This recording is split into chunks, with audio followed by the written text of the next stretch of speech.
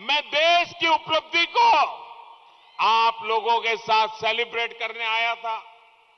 कर्नाटका के सामर्थ्य को दुनिया को दिखाने के लिए आया था। लेकिन कांग्रेस वालों ने इसको लेकर भी मजाक उड़ाया। कांग्रेस के लोग पूरे लिंगायत समाज को अपशब्द कहते हैं,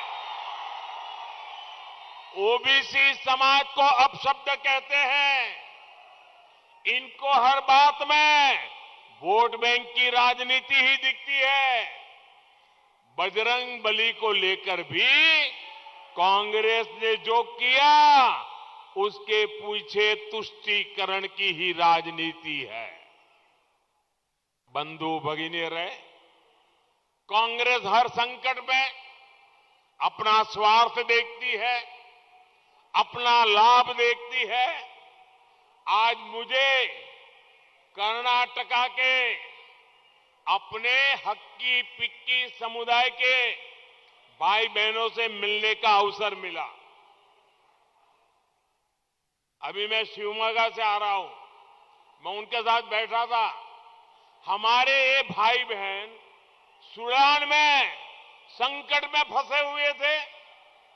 उनके जीवन पर बहुत बड़ा संकट था। अपने इन भाई बहनों को बीजेपी सरकार सूडान से सुरक्षित वापस निकाल कर लाई है। मुझे अफसोस है कि कांग्रेस ने संकट में फंसे हमारे इन ट्राइबल साथियों को लेकर भी बहुत ओछी राजनीति दिखाई। जब भारत सरकार इन्हें वहां से वापस लाने के इंतजाम में जुटी थी, तब कांग्रेस ने उनके बारे में हल्ला मचाकर उन्हें एक्सपोज कर दिया था, उनका जीवन संकट में डाल दिया था। कांग्रेस सोच रही थी कि सूडान में हमारे हक्की पिक्की भाई बहनों का जीवन संकट में आए और यहां कर्नाटका चुनाव में बीजेपी सरकार पर हमला बोल दे।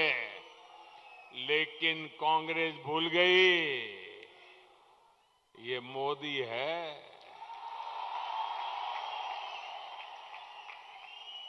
अपने देशवासियों की रक्षा के लिए ये मोदी किसी भी चुनौती से टक्कर लेता है। बंधु भगिनी रे, कांग्रेस की राजनीति का सबसे खतरनाक पहलू कानून व्यवस्था है, देश की सुरक्षा है। जब कांग्रेस आती है तो आतंकवादियों, अपराधियों के हौसले बुलंद हो जाते हैं। कांग्रेस राज में आतंकी और अपराधी आश्वस्त होते हैं कि कांग्रेस का हाथ उन पर है। हमने बार बार देखा है कि तुष्टीकरण के लिए कांग्रेस आतंकियों के समर्थन में भी सरेआम उतर आती है। यही हमने केरला में भी देखा है, यही हमने यहां कर्नाटका में भी देखा है। आप देखिए, केरला में इनके सहयोगी कौन लोग हैं? आप यहां कर्नाटका में देखिए, कौन इनको समर्थन दे रहा है। और इसलिए मेरे भाइयों बहनों, 10 मई को जब वोट डालें तो आपको एक बात जरूर याद रखनी है। दुनिया के अनेक देशों में हम देख रहे हैं जहां आतंक, अराजकता और अपराध को छूट मिलती है, वहां बर्बादी ही बर्बादी होती है। जीवन की सुरक्षा, माताओं बहनों का, बेटियों का सशक्तिकरण, ये सबसे जरूरी है।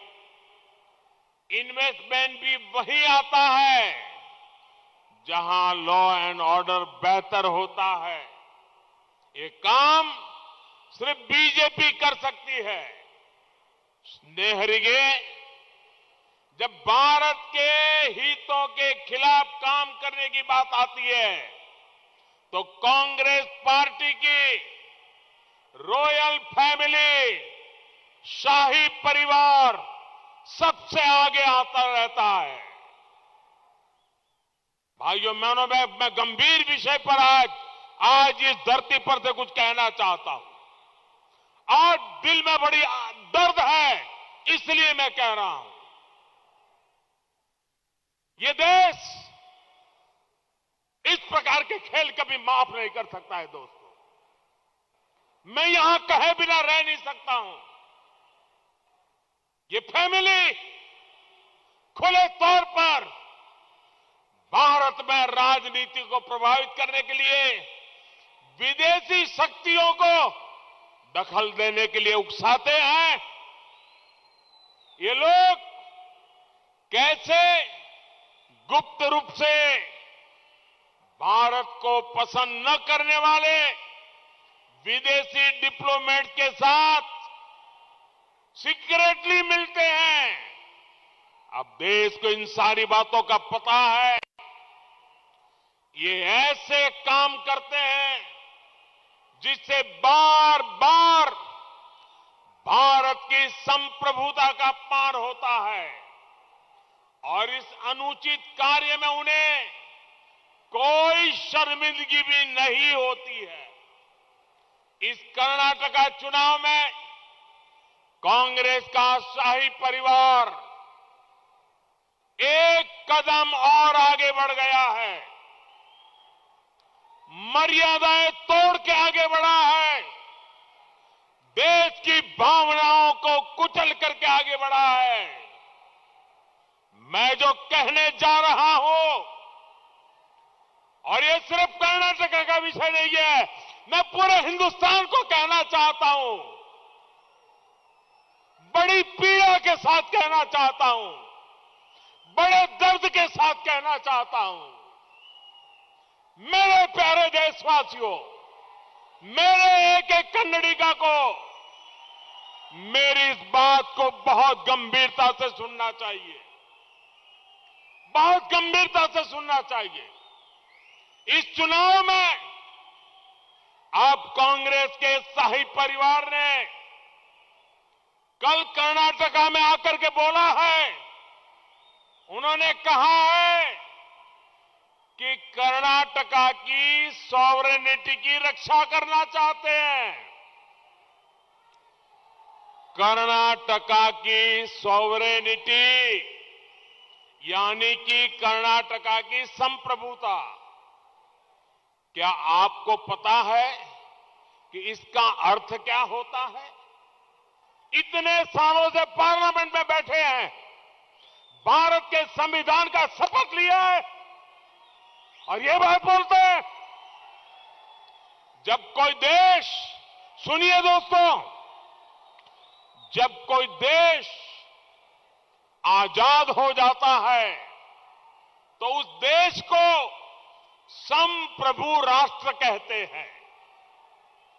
कांग्रेस जो कह रही है, इसका मतलब है कि कांग्रेस कर्नाटका को भारत से अलग मानती है। सुनकर देखो, सुनकर देखो, सुनकर देखो जी। ममता, राहुल, मोदी बोले, लिखे जितेंद्र जी।